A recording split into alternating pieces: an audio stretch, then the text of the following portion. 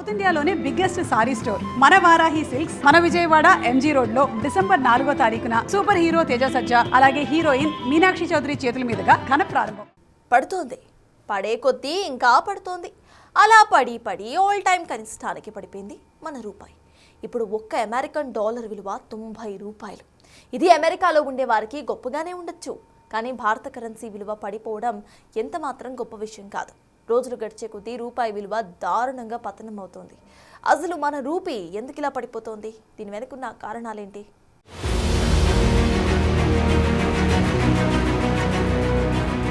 రూపాయి ఢమాల్.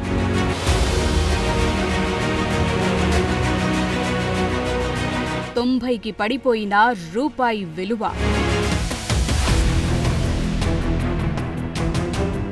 ఇంటర్నేషనల్ మార్కెట్లో India currency రూపాయి విలువ దారుణంగా పతనమైంది. తొలిసారి డాలర్తో పోలిస్తే ఏకంగా 90 మార్కును దాటి ఆల్ టైమ్ కనిష్టానికి పడిపోయింది. ప్రపంచ దేశీయ అంశాల నుంచి కరెన్సీపై కొన్ని వారాలుగా ప్రెషర్ పెరుగుతోంది. ఈ క్రమంలో రూపాయి పతనమైన తీరు అందరినీ షాక్ కి గురిచేసింది. విదేశీ పెట్టుబడిదారులు భారత మార్కెట్ల నుంచి డబ్బును ఉపసంహరించుకోవటం, షార్ట్ కవరింగ్ కొనసాగటంతో ప్రపంచ వ్యాప్తంగా డాలర్ బలపడింది. ఇవన్నీ రూపాయి క్షీణించేందుకు కారణమయ్యాయి.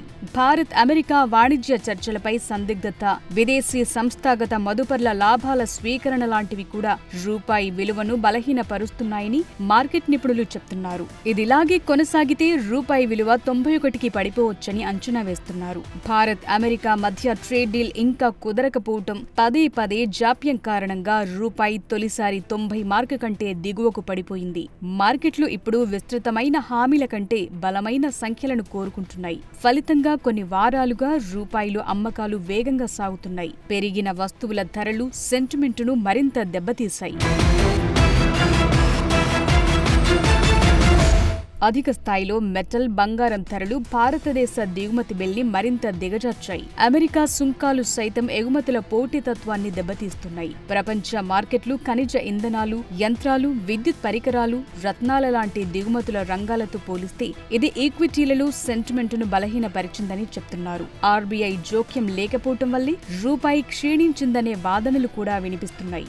రిజర్వ్ బ్యాంక్ ఆఫ్ ఇండియా నుంచి స్పష్టమైన సంకేతం కోసం మార్కెట్ వెయిట్ చేస్తోంది.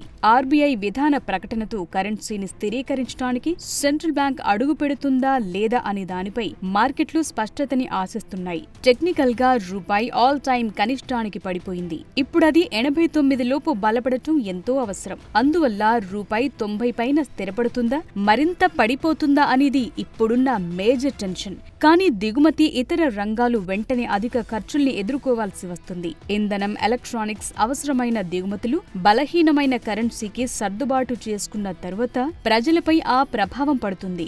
చాలా కాలంగా పెండింగ్ లో ఉన్న యుఎస్ భారత్ ట్రేడ్ డీల్లో కదలిక వస్తుందా లేదా అనేది కూడా ఆసక్తిగా మారింది. అప్పటి వరకు రూపాయి మారకం విలువ అస్థిరంగా ఉంటుందని, వరల్డ్ సెంటిమెంట్ లో చిన్న మార్పులు సంభవించే అవకాశం ఉందని విశ్లేషకులు భావిస్తున్నారు.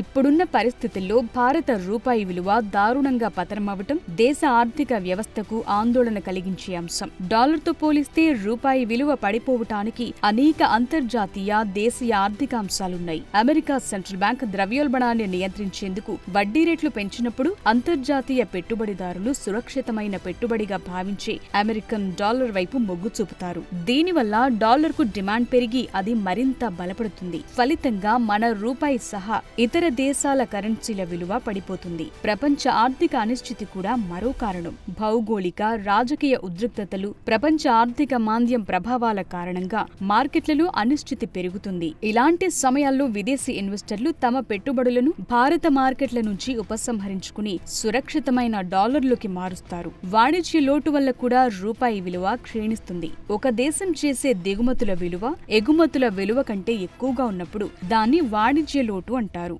భారత్ దిగుమతులు పెరుగుతున్నా ఆ మేరకు పెరగటం లేదు. దిగుమతులకు డాలర్లలో చెల్లించాల్సి వస్తుంది కాబట్టి డాలర్ కోసం డిమాండ్ విపరీతంగా పెరిగి రూపాయి విలువ తగ్గుతుంది. ఇక దేశంలో ధరల పెరుగుదల రేట్ ఇతర దేశాల కంటే ఎక్కువగా ఉన్నప్పుడు రూపాయి కొనుగోలు శక్తి తగ్గుతుంది. ఇది ఇన్వెస్టర్లకు అంత ఆకర్షణీయంగా ఉండదు. దాంతో రూపాయి బలహీనపడుతుంది.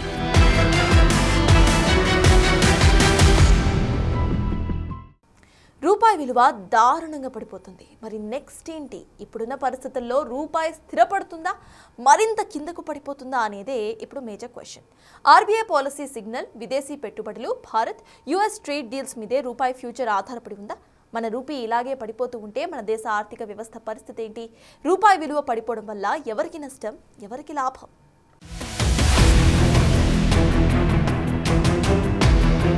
రూపాయి స్థిరపడుతుందా, మరింత దిగజారుతుందా?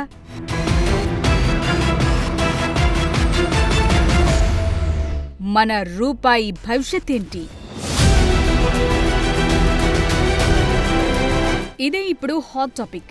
ద్రవ్యోల్బణాన్ని నియంత్రించడానికి ఆర్బీఐ వడ్డీ రేట్లను ఎలా నిర్ణయిస్తుందనేది ఇప్పుడు చాలా ముఖ్యం. వడ్డీ రేట్లు పెంచడం వల్ల విదేశీ పెట్టుబడులు దేశంలోకొచ్చే అవకాశాలు పెరిగి రూపాయికి మద్దతు లభిస్తుంది. Foreign portfolio, foreign direct investment రూపంలో దేశంలోకి డాలర్లు ఎంత ఎక్కువగా వస్తే రూపాయి అంత స్థిరంగా ఉంటుంది. అంతర్జాతీయ మార్కెట్లలో అనిశ్చితి నెలకొన్నప్పుడు విదేశీ ఇన్వెస్టర్లు తమ పెట్టుబడులను వెనక్కు తీసుకోవటం వల్లే రూపాయి బలహీనపడుతుంది. ఈ పరిస్థితుల్లో రూపాయి విలువ మరింత పడిపోకుండా నియంత్రించడానికి రిజర్వ్ బ్యాంక్ ఆఫ్ ఇండియా విదేశీ మారక ద్రవ్య నిల్వల నుండి డాలర్లను విక్రయిస్తుందా, మరేదైనా చర్యలు తీసుకుంటుందా అన్నది ఆసక్తిగా మారింది. అమెరికాతో సానుకూల వాణిజ్య ఒప్పందాలు కుదిరితే భారత ఎగుమతులు పెరిగి డాలర్ల రాబడి పెరుగుతుంది. ఇది రూపాయికి కొంత బలాన్నిస్తుంది. అంతేకాదు, క్రూడ్ ఆయిల్ రేట్లు రూపాయిపై అత్యంత ఎక్కువ ప్రభావం చూపుతాయి. మన దేశం ఎక్కువగా చమురును దిగుమతి చేసుకుంటుంది కాబట్టి ధరలు పెరిగితే డాలర్ల కోసం డిమాండ్ పెరిగి రూపాయి పడిపోతుంది. రూపాయి విలువ పడిపోవటం వల్ల ముడి చమురు, ఎలక్ట్రానిక్స్, బంగారం లాంటి దిగుమతి చేసుకునే వస్తువుల ధరలు పెరుగుతాయి. ఎందుకంటే ఆ వస్తువులను డాలర్లలో కొనటానికి మనం ఎక్కువ రూపాయలు చెల్లించాల్సి వస్తుంది. దిగుమతి చేసుకున్న వస్తువుల ధరలు పెరగటం వల్ల దేశీయంగా ప్రజల జీవన వ్యయం కూడా పెరుగుతుంది. రూపాయి పతనం అవటం అనేది ఇంధన ధరలపై ప్రభావం చూపే అవకాశం ఉంది. భారత్ తన చమురు అవసరాల్లో 85% పైగా దిగుమతులపై ఆధారపడి ఉంది. అంతర్జాతీయ మార్కెట్లో ముడి చమురు ధరలు పెరిగినప్పుడు మనం డాలర్లలో ఎక్కువ చెల్లించాల్సి వస్తుంది.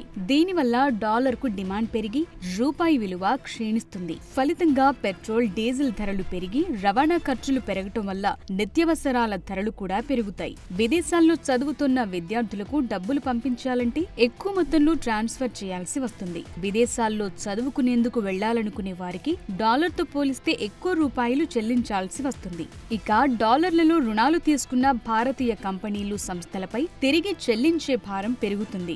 రూపాయి బలహీనపడటం వల్ల భారతీయ ఎగుమతిదారులకు లాభం చేకూరుతుంది.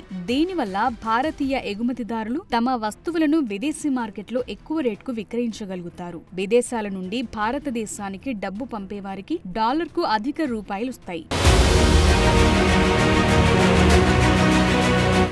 రూపాయి విలువ ఇలాగే పడిపోతూ ఉంటే దాని ప్రభావం ఖచ్చితంగా భారత ఆర్థిక వ్యవస్థపై పడుతుంది. రూపాయి పతనం వల్ల దిగుమతి చేసుకునే వస్తువుల ధరలు పెరిగి ఆ భారం ప్రజలపై పడి దేశంలో ద్రవ్యోల్బణం పెరుగుతుంది. రూపాయి బలహీనపడటం వల్ల భవిష్యత్తులో నష్టాలు రావచ్చనే భయంతో విదేశీ ఇన్వెస్టర్లు తమ పెట్టుబడులు ఉపసంహరించుకునే ప్రమాదం ఉంది. ఇది మరింత పతనానికి దారితీయొచ్చు. ఇప్పుడున్న పరిస్థితుల్లో రూపాయి స్థిరపడాలంటే విదేశీ పెట్టుబడులు భారీగా పెరగాలి, వాణిజ్య లోటు తగ్గాలి, అంతర్జాతీయ చమురు ధరలు దిగిరావాలి. అప్పుడే రూపాయి తిరిగి బలపడటం మొదలవుతుంది. ఈ ఒడిదుడుకులను నివారించేందుకు ఆర్బీఐ కూడా జోక్యం చేసుకుంటుంది. రూపాయి విలువ పడిపోవటం అనేది దేశ ఆర్థిక వ్యవస్థకు ఓ సవాల్. దీన్ని అధిగమించడానికి ప్రభుత్వం ఆర్బీఐ సమన్వయంతో దీర్ఘకాలిక విధానాలను అమలు చేయాల్సి ఉంటుంది. ప్రధానంగా వాణిజ్య లోటును తగ్గించడానికి దేశీయ ఉత్పత్తిని, ఎగుమతులను పెంచాలి. విదేశీ పెట్టుబడిదారుల్లో విశ్వాసాన్ని పెంచి మరింత మంది పెట్టుబడిదారులు పెట్టుబడి పెట్టేందుకు అనుకూలమైన విధానాలను తీసుకురావాలి. ముడి చమురు దిగుమతులపై ఆధారపడటం తగ్గించి ప్రత్యామ్నాయ ఇంధన వనరులను ప్రోత్సహించాలి. రాజకీయ, ఆర్థిక విధానాల్లో స్థిరత్వం, స్పష్టత ఉండేలా చూసుకోవటం వల్ల విదేశీ పెట్టుబడిదారుల నమ్మకాన్ని కాపాడుకోవచ్చు. రూపాయి విలువ పతనం అనేది కేవలం సంఖ్యాపరమైన మార్పు కాదు. ఇది దేశ ఆర్థిక వ్యవస్థలో నెలకొన్న లోపాలు, అంతర్జాతీయ మార్కెట్ల ఒత్తిడికి నిదర్శనం. దీర్ఘకాలికంగా బలంగా ఉండే ఆర్థిక వ్యవస్థను నిర్మించడం ద్వారా మాత్రమే రూపాయి విలువను స్థిరీకరించే అవకాశం ఉంది.